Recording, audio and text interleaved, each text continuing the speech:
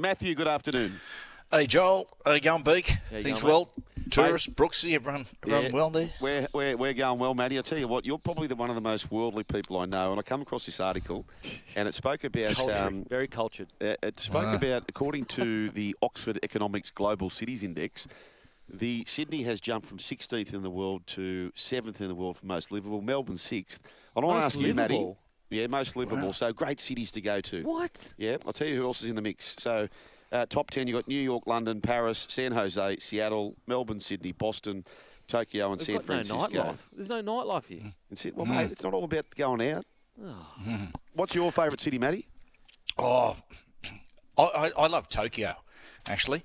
I mean, New York's hard to beat, but Tokyo, just going to Tokyo is just an amazing experience. Found that good. I tell you where's a good place to go. Get up around Northern California, get up to into Washington State, Seattle. You just mentioned Seattle. Seattle is a cracking city, fantastic, and I've rarely seen a city get behind their sporting teams like it.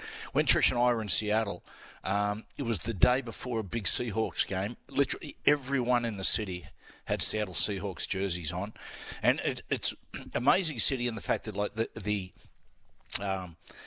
the history it's got with music, which is huge, and if you're going to stay at Seattle, take my tip: stay at a joint called the Edgewater.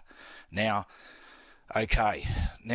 you'll have to you Google this, type in Edgewater, Seattle, Led Zeppelin. There's a legendary story about Led Zeppelin at the Edgewater, and when you walk into the Edgewater Hotel, there's a sign above the door that says, "Welcome to the Edgewater," and yes, the Led Zeppelin story is true. Oh, wow. That's a good way to... That's sick. Yeah, good Zeppelin. Yeah.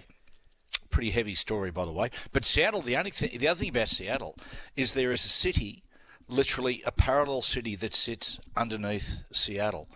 In the last century, that was always getting flooded, and they realised, let's just lift the city up, 3 or 4 metres. And so you can go to the original city, which is underneath the current city. It talks about here, so Beaky, I'll ask you about yours as well, but just having a quick Google here. So Seattle's Edgewater Hotel, it's hosted people like the Beatles, Frank Zappa, the Rolling Stones, but they said the latter, which was Led Zeppelin, had committed all manner of controversial, depraved and chaotic acts within its walls. So they call it depraved and they advertise it. Come on, mate. Well, mate. One or the other. Well, that's what you were saying, why rugby league goes so well. What did you say in the break? I said rugby league goes so well because we just lean into the nonsense. We love it. We say, it's a circus, and when we're a proud circus. Whereas AFL and Union, they're like, oh, no, don't be too much of a circus. It's like, mate, you're a working class game. Just lean into it. It's right, Big. Rugby league has basically, there's 2 theatres of rugby league, all the stuff that happens on the field and all the stuff that happens off it, and they're both as intriguing as one another. It's what, and you hear when there's things happen, people go, oh, that's it, I'll never watch the game again. Well, I mean, let's be serious. We haven't lost any of those along the way. Well, my daughter asked me, she said, when do you think the NRLW has officially made it? I said, darling, they've made it when there's a big scandal. Yep. Absolutely. There's a big scandal. That's when you made it. That's when people want to talk about it. When I see Koenig punching a friend in the head with a boxing glove, we've made it. You've made it. Yeah. What's your city, Beak? Mate, I actually got some great advice. So my city, and it may be for sentimental reasons, but it was Paris with the wife. We loved Paris. As a country, it's Italy. But Matty actually, he tipped me up quite well. He said, listen, go to Spain. Everyone's going to say go to Barcelona, and don't get me wrong, the history there is great, but Madrid is the more beautiful city, and he couldn't be more right. Couldn't be more right. Matty, speak to us about your European knowledge. Well, Spain's an interesting one, right? I don't want to bore the listeners here, but Spain, as people understand, it is so different. I recommend people to see the difference between France and Spain, fly into France and drive into Spain. And I kid you not, the moment you cross the border, everything changes. You got, France, which is generally left-wing politics, cross the border into Spain's right-wing politics. The people are, like Spain. It's an unusual country in the fact that it's a country in geography but not spiritually, because you've got the Basques, the Castiles, and you've got the Catalonians. In fact, there's only 2 countries in the world that haven't got the words to a national anthem. One is Kosovo and the other one is Spain, because they can't decide on the words because of the mass tribes. Wow. Yeah. What about there you go. There's That's my historical stuff on Spain. Mate, Yeah. geez, There you go. it's a still trap your mind. Like, whatever he hears this bloke, it just stays in there forever. I love it. Gets it. Don't tell me any secrets, boys. That's Do right. not do it. Well, I've been bragging about this to my missus since it all happened. But when we were going through immigration, they just waved me straight through. Oh, did they? I said, "Oh, you got a bit of Spain about me. It's a European look." Whereas my missus got held back. So, Oh, no. Yeah. No. No. What's up to today, Matty? What's happening? Oh, mate, just catch up. Mate, I tell you what, it's at the moment, all the rugby league stuff, it seems like, a couple of times, 2 or 3 times a day, there's a new story that's breaking or a new spin on an old story. I mean, the Galvin thing, it just bubbles along. It seems like big change of attitude from the Tigers. I think they've realised it's untenable. And Richo, I know people have said Richo came out and said he's going nowhere for the next 18 months and, now he's bent. I mean, it was all about, leveraging. To the next club there he goes at, and I can imagine at the moment they're going to get what they can out of it, the Tigers. It's just whether he ends up at the Eels or the Dogs. And I mean, the Eels have been the red-hot favourites all the way through. I've got a gut feel he's going to go to the Dogs. Really? See, I think Eels. I think Eels. Well, the big question I want to know, wherever he goes, does he go this year, Matty? I think he does. Oh, imagine that. Yeah, the Tom-Toms are beating. I think he does, which would make it a lot.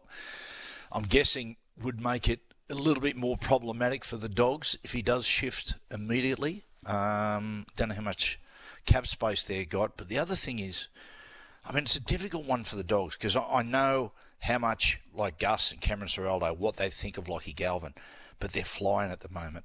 And as you know, like a season that's going really good, you can bring on your own problems. At the moment, I'm just looking at the Toby Sexton situation, and Toby for the last 12 months has just pushed him around the park so well.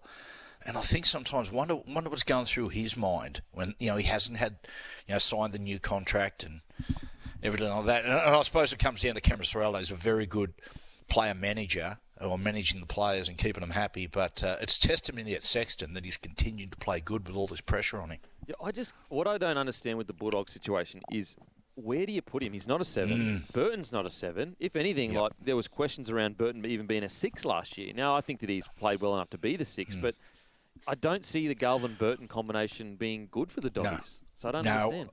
I look at Galvin. I think in the next 18 months I see him as a 6. After that, when he starts to thicken out, I think he'll move into being a 13, ball-playing 13, because he looks like a bloke who's more comfortable to pass short and play through an opposition than go around. He's got a lot of those, the way he holds himself, the way he rolls into tackles, all those things. He looks like a really traditional, ball-playing back rower. And so I'm with you, Beak. I just wonder if he does go there, are they able to keep Sexton? Because, if they allow Sexton to go for Galvin, there's a problem there. I know there's a young guy coming through, Wood, who's coming through. They've got big wraps on, but you're spot on. That would be a serious problem if you go, right, we've got Galvin and we've got Burton, who's going to play 7. That'd take a lot of adjusting. Could you just, and I personally believe it's too early, but are they thinking maybe straight into the 13 position off the bat? I don't believe he's big enough, but, they've done it before with smaller players. Well, it depends how you use him, Big. And, like, you talk to people, like around my young bloke's age, we're talking about it today, and I said, I see him as a 13. And they said, yeah, but he's got to defend in the middle. And I said, no, he doesn't need to defend in the middle. 13's defending in the middle has been just a phenomenon in the last probably 8 to 10 years. Traditionally, the 13 defended on an edge. The 6 and the 13 would split. They what they called adjustable parts, and they would split and they would defend 3 in from the edge. When if you're going to, if you were to move Galvin into 13 at this point in his career, I think that's where you defend him. Well, I spoke to Robbie Mears. Robbie Mears coached those boys, Talon De Silva, Galvin, when they won the Harold Matthews, I think it was, and he was saying that he played Galvin in the back row and he's a star. Well, his first ever NRL trial was in the back row. Yeah. And he did really well. He didn't miss a tackle. But, mate, there's just so much going on in the game at the moment. They've got the match situation and the Broncos, and it's just a mile of stuff, even away from Origin. What about your Knights, Matty? How do we get some points into them? What do we do? Oh, it's a hard one. We've got to mix up the formula. It's going to be interesting this week, Joel, because we remember a year or two ago, or a couple of years ago, where they experimented, where Kalyn was desperate to go to the six. They put him there. It didn't work out. He had a lot of problems as far as his defence and getting concussed. Fletcher Sharp goes back to fullback this week. I just wonder what goes through the mind of the coaching staff if Fletcher Sharp stars, and just brains it, and they go, okay, we might have a formula here. Does Kalyn come back, and do they try him again in the six to just, in an effort to try to get this season going? But, I mean, the Hastings situation, boys, is the more it goes on, the more I think it reflects badly on the club because. Like for me, if you're looking for someone to steer the side and steady the ship, regardless if he's everybody's cup of tea, is that I think he's the bloke. But obviously, there's talk that for personality reasons they will not pick him. Mate, listen, the most important thing in playing football is getting the W, the win. That's fair personality, Beak. Yeah, mate. I just wanted to ask quickly, and this is full-on tinfoil hat conspiracy. Are they playing Fletcher Sharp at the back just to say what life might be like without KP? I know he's got years left in his contract, but there are rumblings already about coming out saying their biggest concern at the moment is the KP being unhappy down the track. Is it potentially a dress rehearsal for life? Because I just can't understand it. Look, Beak, I don't think they are overtly. I don't think there's been a discussion to say, hey, listen, let's put him back to fullback and let's just see how this goes. I think that's more of his natural position. Fletcher, that's his natural spot. But if he brains it, but put it this way, I do believe that they'll keep a keen eye on it, just to see what he does and what the side does with him at fullback. Could it create more questions than answers, though? Because if he goes back there and they've got a genuine six, because right now they've got a genuine 6 and 7, essentially, genuine halves. He goes back there, they beat Penrith. Then there's always going to be the thought in the back of their head, should we, not move KP ever, but should we go back to those conservative 6 and 7? Does it make more questions than answers putting him there? Yeah, could do. Always happens, when you mix up when you put the salad fork in the side and mix it up a little bit and looking for that formula, and that's what you got to do sometimes. I sometimes think, right, I think one of the worst things you can do when you're in a rut, particularly when you're in an attacking rut, is more ball work. Right? Because effectively you're working your way at something that's not working, and oftentimes you're digging the hole deeper. I think sometimes if you're going through a tough period, physically you still train hard, but I actually think with the football you actually start to do a bit less as far as preparation is concerned, knowing that the line you're going down is basically you're pushing yourself down a cul-de-sac. Yeah, sometimes, you blokes know what it's like, and Joel, you'd have been in sides where you're struggling and sudden, one day you just turn up at training on a Monday or a Tuesday and the coach says, you know what, we're going to do this, we're going to do that, stuff it. Let's just, get out there, let's have a game of touch football and just enjoy ourselves and have a laugh. And I know that sounds really juvenile, but honestly, just being able to get to training and enjoy each other's company and have a laugh can make a significant difference. Paralysis by analysis, Beak, they call that sometimes. Ooh, yeah. Are you on the Mobland train, Beaky? The Mobland train? Yeah. What's that? Well, that's the answer. You're not, right? Matty, now speaking about tinfoil hats, our man Bears Head, and for those who watch it, and many of our listeners do, he's got this conspiracy theory now. He thinks Maeve could be the mother of Harry. Would you buy into that? Yes, I would. Yeah, I don't mind it either. Yeah. I totally believe in it. You believe in it, Beak? Yeah, absolutely. Lock it in. You believe? I think so. And Beak, we're letting you know tomorrow, 2 weeks in a row now, off the back of Mobland, Tom Hardy. Last week we did the drop. Actually, the week before we did Warrior. Then we did the drop. Yep. Now tomorrow we're doing Legend. Legend, absolutely. absolutely. Ronnie and Reggie Cray. So, movie of the week tomorrow. Beautiful. Legend. Good stuff. Matty, have a good show tonight. Who's coming on tonight? Any guests tonight on the Matty Johns show? Mate, Justin Hodges coming on tonight. Hodjo with an Origin theme. And then Sunday we've got Appy Coruscant and Terrell May. Premiership winning fullback, Hodjo, isn't he? Yeah.